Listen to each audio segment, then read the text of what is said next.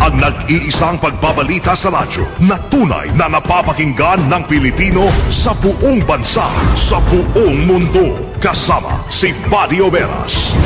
Live mula sa RMN News Center, Manila. Ito ang KBP Golden Dove Best News Program. RMN News Nationwide. Headlines.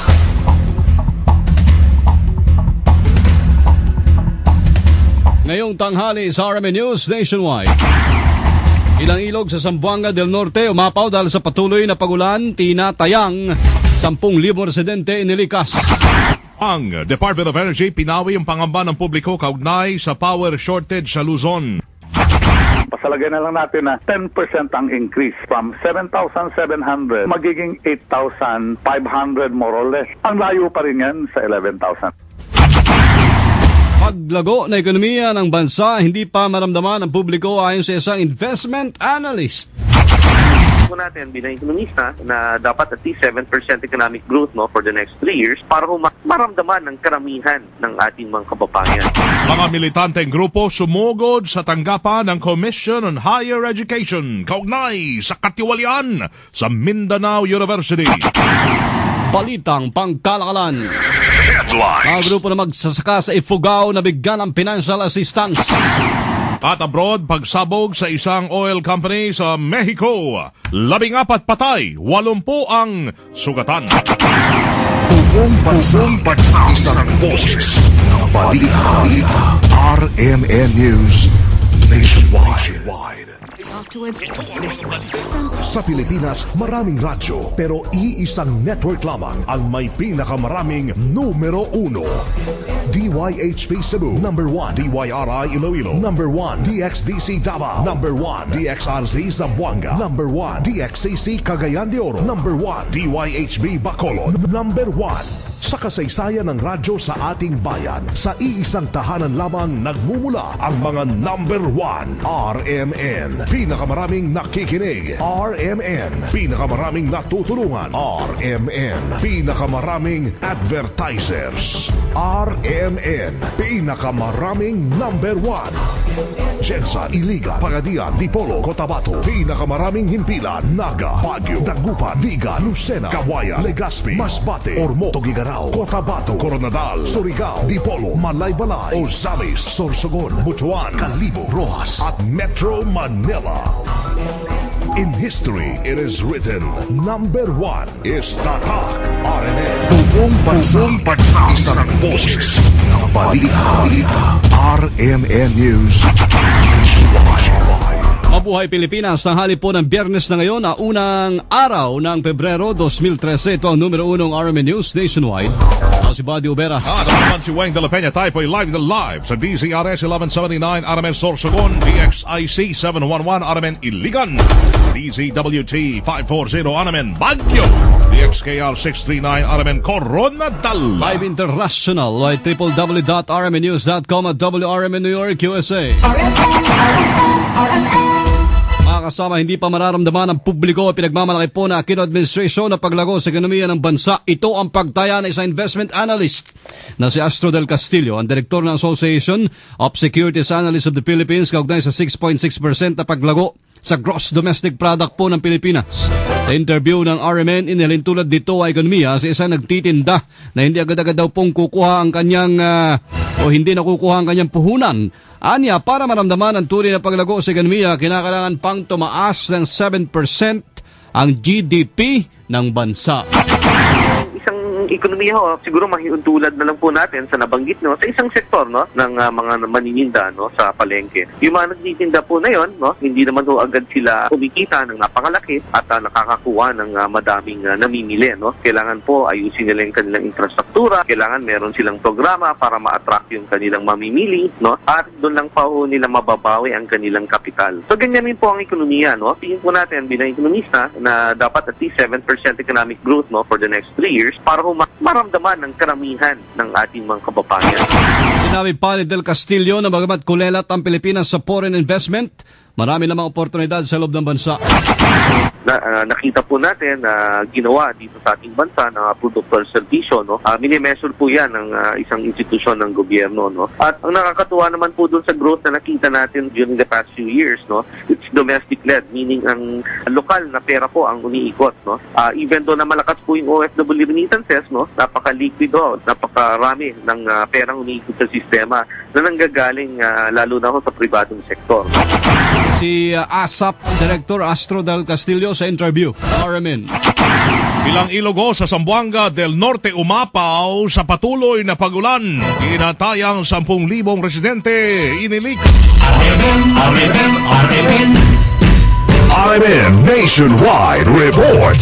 Sama natin sa Balita Live si Rhea Mamogay. RMN Report. Umabot sa halos 10,000 katao ang binaha sa 18 barangay sa 3 lugar sa Zamboanga del Norte dahil sa walang patig na pagbuhos ng ulan.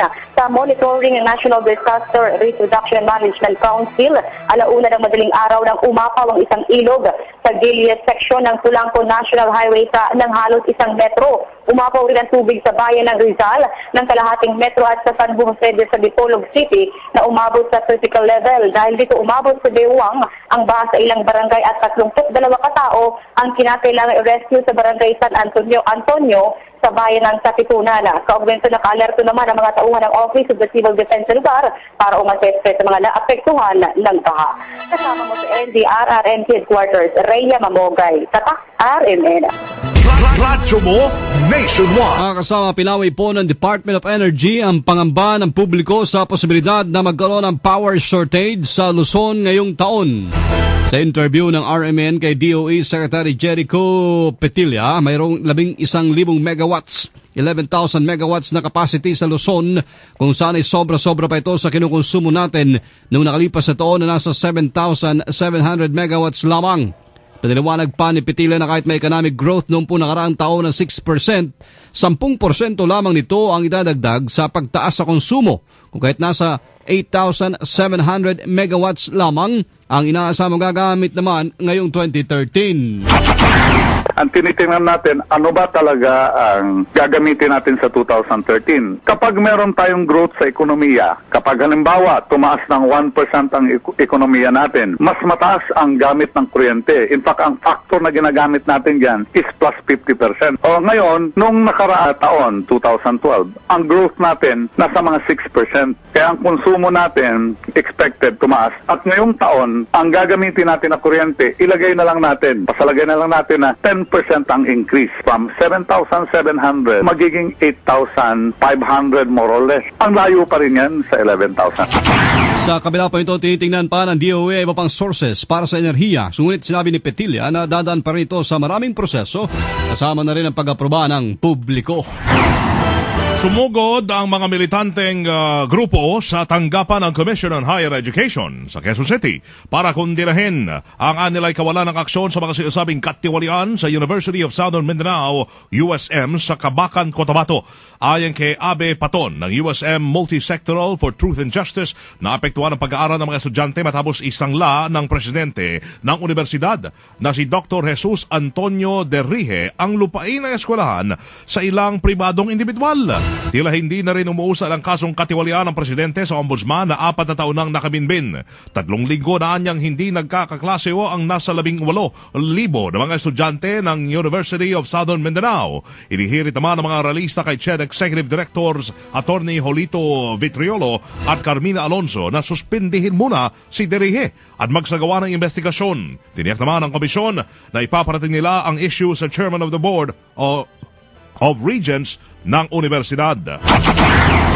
Kinasuhan mga kasama sa ombudsman at inireklamo sa tanggapan ng Pangulo ni Whistleblower Organization President Sandra Cam ang ilang opisyal ng provincial government ng Masbate.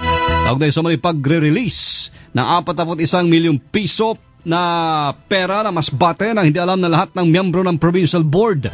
Sa Sa interview ng RMN kay Cam, malinaw na panluloko at pagnanakaw sa pera ng bayan ang ginawa ito ng Kapitolyo na Masbate.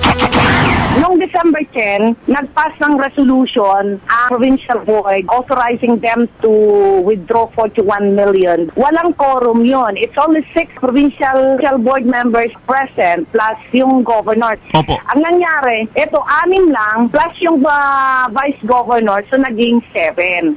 So illegal po yun. Kausan din ni Cam, ang vice-gobernador na Masbate na si Attorney Vicente Reville na bumili ng sariling sakyan mula sa pondo ng bayan. SUV na binili mo dito sa Global, I got all the papers with me. Kung yan ay assign sa'yo, it should be under the name of Office of the Vice Governor. It should not be under your name. Sa panig ng provincial government na Masbate, pinaliwanag ni Vice Gov Attorney Vicente Reville na ang perang nilabas niya ay bilang Christmas bonus na makawali ng pamahalaan sa Masbate at hindi napunta sa kanilang sariling bulsa. Itong pera na ito, ipupunta sa lahat ng 1,000 empleyado, mahigit 1,000 empleyado ng probinsya. Paano maging korupsyon kung ang perang ito hindi nalagay sa aming bulsa? Kung hindi sa bulsa ng lahat ng aming empleyado. CGMA, hands off sa lakas MCD na. Report si kasama natin sa balita, Kondebata, Kondata. RMN Report. Hands-off na ang dating Pangulo ni Pampanga Representative Gloria Arroyo sa pagpapalakad sa Lakas CMD. Ayon kay Lakas CMD spokesperson Atty. Raul Ambino, hindi na nakikialam ang dating Pangulo sa pamamalakad sa partido at ipinauubaya na ito ang nasabing pamamahala sa mga bagong leader ng Lakas. Sa magiging reorganisasyon ng Lakas sa susunod na linggo ay bibigyan umano ng blanket authority ang mga bago nilang leader, partikular ang chairman at presidente. Samantala, tiniyak naman ng partido na nanatili pa rin ang respeto ng Lakas kay CGMA dahil ito pa rin ang chairman emeritus ng nasabing partido. Kasama po sa Kamara, Kondebata, Tatak RMN. RMN News Negosyo. Kasama nakatanggap po ng tulong pangkabuhayan ang 7 grupo na mamagsasaka sa probinsya na Ifugao. Ayon kay Brenda Bacacchio ng Governor's Office, ang bawat samahan ay nakatanggap ng 100,000 pesos para punduhan iba't ibang mga proyektong pangkabuhayan tulad ng ginger, reforestation, rice, wine at vegetable production at saka betel nut seedling propagation. Ang SN Aboitiz Power o SNAP kung tawagin, Magad Power Company ang nagpaabot po ng tulong sa mga samahan na mamagsasaka dyan sa Lagawi, Hungduan, Kiyangan, Lamot at Tinok. Ay Ifugao Province ay kilala sa pinagkukuhanan ng supply ng kulay sa bansa, partikular na sa Luzon. RMN News Abroad. Sa Mexico, patay ang 14 na tao habang 80 naman ang sugatan matapos magkaroon ng pagsabog sa opisina ng isang oil company. Ayon sa Mexican Interior Minister, 12 na katawang natrap sa gusali ng Pemex Company dahil sa ilang kisame na natibag. Wala pang detalye ang Mexican authorities kung ano-ano ang sanhi ng pagsabog. Matatandaan na noong Setyembre, nakalang taon, nagkaroon din ng pagsabog sa Pemex gas plant sa northern Mexico, kung saan doon ay 30 yung namatay. Live tayo mga kasama mula sa RMN News Center, Makati City Metro, Manila, Philippines. Hindi pong narinig ang RMN News Nationwide ngayong Biyernes, February 1, 2013. Sa mga taga-Sugbo, Cebu, susunod na diyan si Ken Galinea. RMN News Diretso Balitang Cebu sa numero 1 DYHP 612. Panoorin po ang mga kasama aming pagbabalita ngayong tanghali alas 12. Sa YouTube yan. Tama. YouTube, ha? I-type lamang ang RMN News Nationwide. At syempre, kasama niyo po sa servisyo publiko mga kasama.